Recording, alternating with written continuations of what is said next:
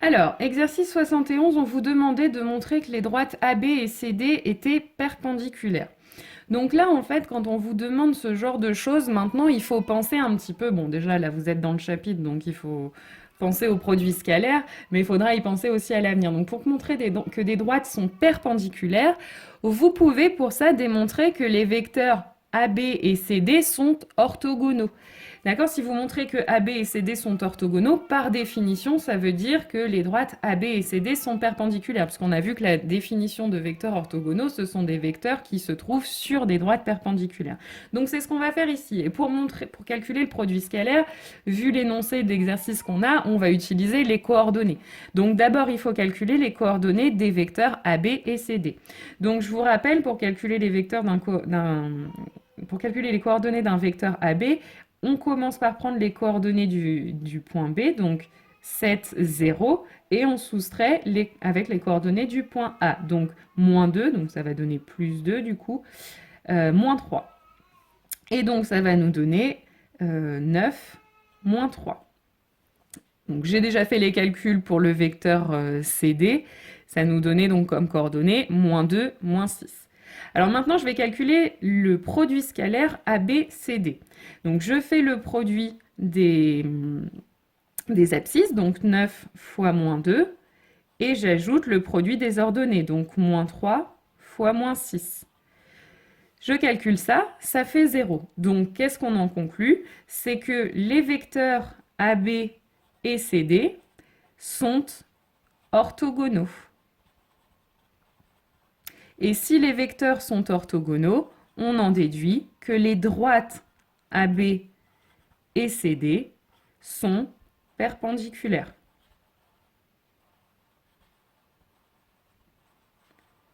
Et voilà, on a démontré ce qu'on voulait au départ.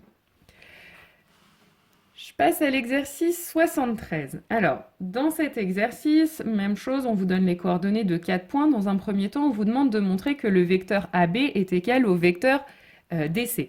Donc là, l'idée, on calcule les coordonnées des deux vecteurs. Donc là, je ne redétaille pas les explications sur les calculs, on vient de le faire.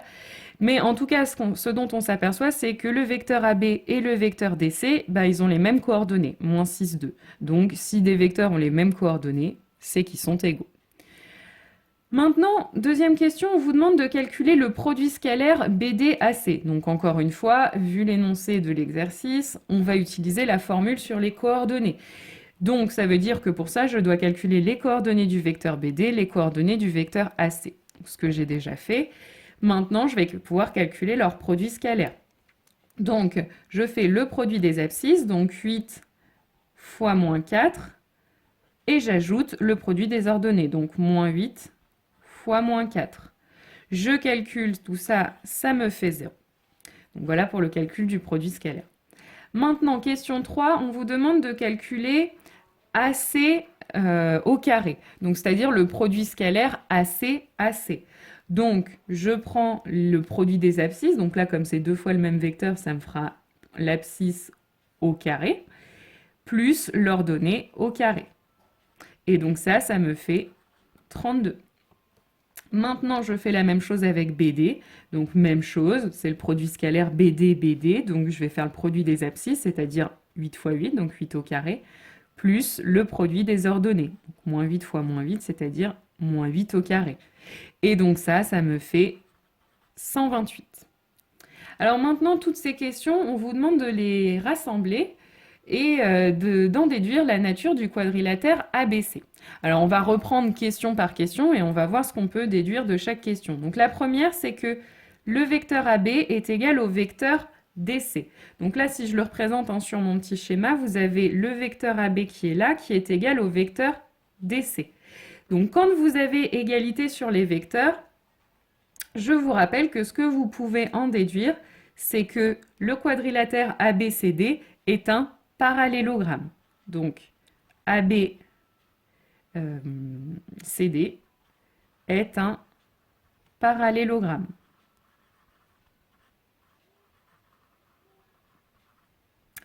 Maintenant, on a vu aussi une deuxième chose, c'est que le produit scalaire BDAC était égal à 0. Donc, ce qu'on peut en déduire, quand vous avez un produit scalaire qui est égal à 0, c'est donc que BD, le vecteur BD et le vecteur AC sont orthogonaux. Et donc, qu'est-ce que ça veut dire? On a vu que s'ils sont orthogonaux, c'est que les droites BD et AC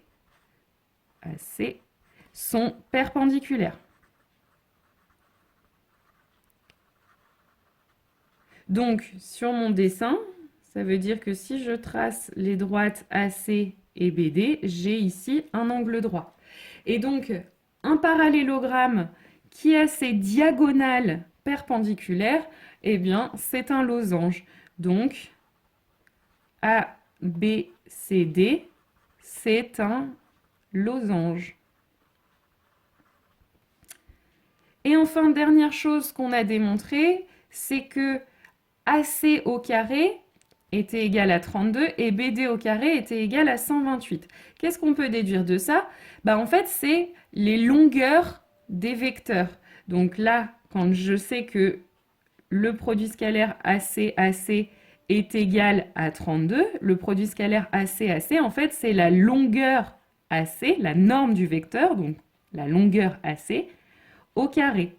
Et donc ça, je sais que c'est égal, d'après ce qu'on a vu, à 32. D'accord? Et donc,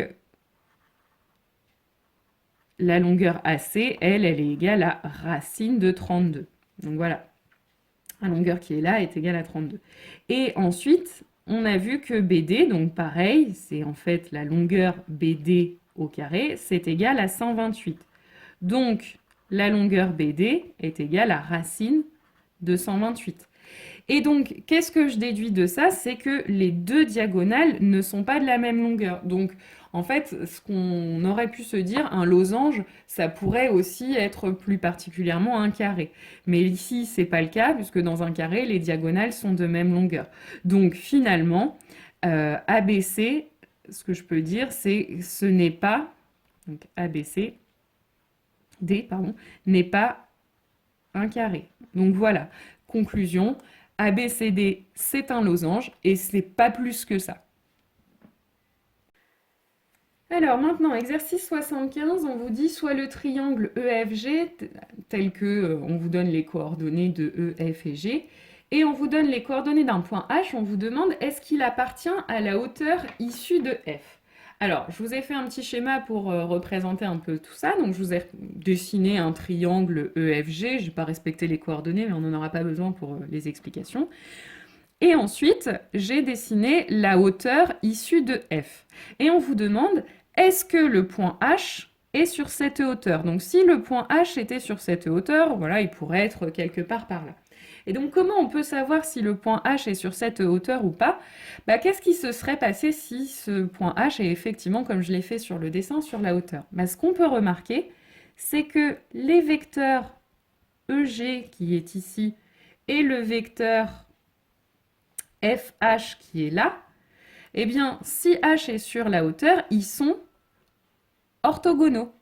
Et donc, c'est ce qu'on va essayer de voir. Est-ce que les vecteurs EH et FH EG et FH, est-ce qu'ils sont orthogonaux ou pas? S'ils sont orthogonaux, c'est que H est sur la hauteur. Si par contre ils ne le sont pas, c'est que H, voilà, il peut très bien se trouver quelque part par là et donc les vecteurs ne sont pas orthogonaux.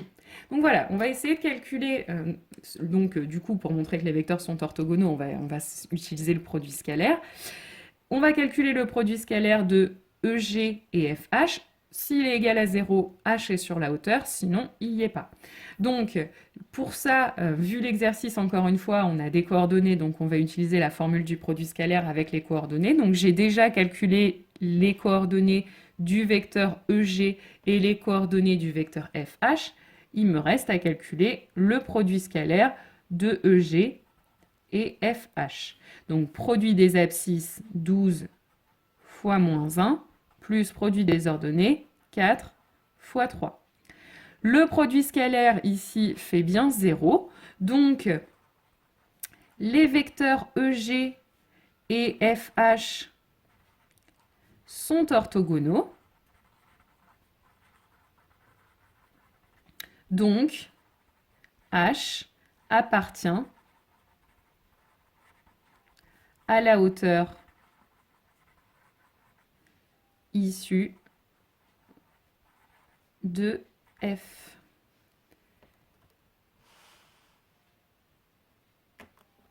Alors, dernier exercice, l'exercice 86. Donc, on vous dit qu'on a un triangle ABC dont on connaît les coordonnées de A, de B et de C, et on vous donne un algorithme.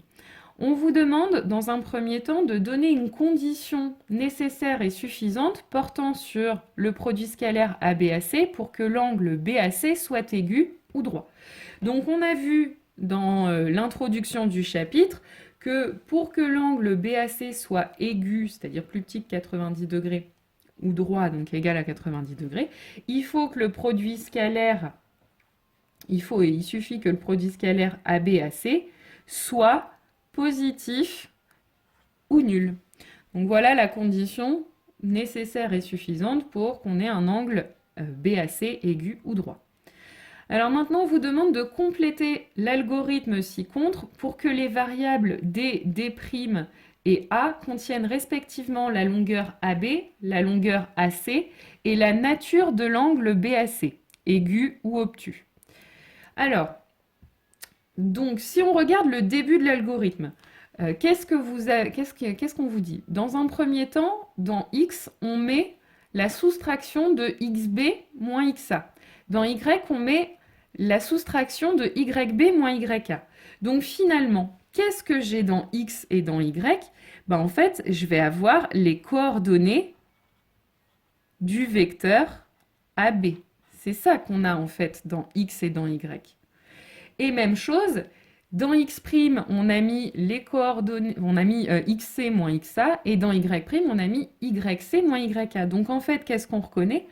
On reconnaît les coordonnées du vecteur AC.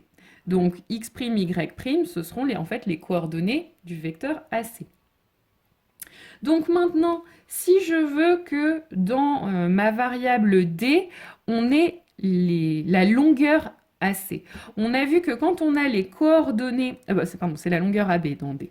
Donc on a vu que pour avoir la longueur de AB, quand on connaît les coordonnées d'un vecteur AB, ce qu'on fait, c'est qu'on prend l'abscisse du vecteur au carré, plus l'ordonnée du vecteur au carré, et on prend la racine carrée de tout ça. Maintenant, même chose pour D', on veut que dans D', il y ait la longueur AC. Je refais la même chose, mais cette fois-ci avec X' au carré plus Y' au carré, et je prends la racine carrée de tout ça. Alors, on ne vous a pas parlé de la variable P dans l'énoncé, mais évidemment, P comme produit scalaire. Je vous rappelle que l'idée, c'est qu'à la fin, on essaye de savoir si l'angle est aigu ou obtus, et donc on a vu que pour ça, il fallait savoir si le produit scalaire ABAC était positif ou non. Donc, pour calculer le produit scalaire de deux vecteurs, on a vu qu'il fallait faire le produit des abscisses des deux vecteurs. Donc ici, ça revient à faire x fois x', plus y fois y'. Donc ça, ce sera le produit scalaire. Et donc maintenant, on doit mettre une condition pour savoir quand est-ce que l'angle sera aigu ou droit. Donc, on a vu dans l'énoncé qu'il fallait que le produit scalaire ABAC soit supérieur ou égal à 0. Or, nous, dans notre algorithme, qu'est-ce qui contient le produit scalaire ABAC? C'est la variable P. Donc, si la variable P est supérieure ou égale à 0, alors l'angle sera aigu ou droit. Et puis sinon, c'est que notre angle, il est obtus. Voilà comment on complète notre algorithme. Alors, pour la partie programmation, je vous avais dit, je vous ai préparé un document à compléter sur l'espace numérique de travail. Donc, vous allez donc dans Espace des groupes, dans le groupe première G2 maths, et donc ensuite, vous allez dans l'espace documents. Dans le chapitre produit scalaire, je vous ai donc préparé ce document-là. Voilà, donc vous aviez ce petit document à me compléter. Alors, je l'ai déjà pré-complété, donc je vais aller le chercher moi directement. Alors, donc on vous disait de programmer l'algorithme de l'exercice qu'on vient de corriger dans la cellule ci-dessous, donc la cellule qui est ici. Je vous disais deux petites remarques. Attention, déjà, Python ne gère pas bien les x' et les y'. Donc ce que j'ai fait, c'est que j'ai remplacé x et y par x1, y1 et x' et y' par x2, y2. Et je vous rappelle que vous aurez besoin d'une racine carrée. Donc pour noter la racine carrée, on écrit SQRT. Et la puissance, puisqu'on va avoir besoin de carré, donc puissance 2, ça se note pas comme sur la calculatrice chapeau 2, ça se note étoile, étoile. Donc, je commence par déjà une petite ligne qui permet d'importer la racine carrée. Et puis ensuite, je commence à écrire mon programme qui s'appelle angle et donc qui va demander à l'utilisateur les coordonnées du point A, du point B et du point C. Donc je commence par la première ligne de code, donc c'était x prend la valeur xb moins xa, donc je vous rappelle que la flèche en Python se traduit par un égal. Ensuite, même chose pour les trois lignes suivantes, hein, donc attention, le y remplacé en y1, le x' remplacé en x2 et le y' remplacé en y2, mais sinon c'est exactement ce que vous aviez décrit sur votre manuel. Ensuite, pareil pour D et D', hein, j'ai remplacé par D1 et D2. Donc D1, ce sera donc SQRT entre parenthèses de x1 au carré, donc étoile, étoile 2, plus y1 au carré, donc étoile, étoile 2, et je ferme la parenthèse de la racine carrée. Même chose pour D2, sauf que je remplace x1 et y1 par x2 et y2 évidemment. Ensuite, P, c'est le produit de x par x', donc de x1 par y1, plus le produit de y par y', donc de y1 par y2. Ensuite, si x est supérieur ou égal à 0, donc je vous rappelle le supérieur ou égal, on met le signe supérieur que vous trouvez sur vos claviers en fait ici.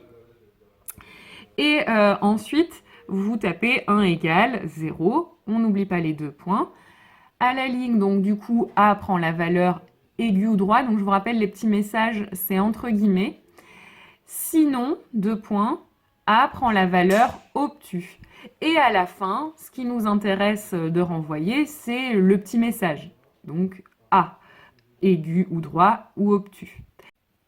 Alors maintenant que notre algorithme est programmé, l'idée ça va être de le tester pour savoir s'il marche bien. S'il nous dit bien qu'un angle est aigu quand il est aigu et obtus quand il est obtus. Donc là, l'idée, je vous ai mis deux cas de figure possibles, simples, pour tester notre algorithme. Donc, on peut, dans un premier temps, prendre le point A qui est l'origine du repère, donc qui a pour coordonnées 0, 0. Le point B qui est ici, qui a pour coordonnées 1, 0. Et donc là, j'ai choisi de placer mon point C ici.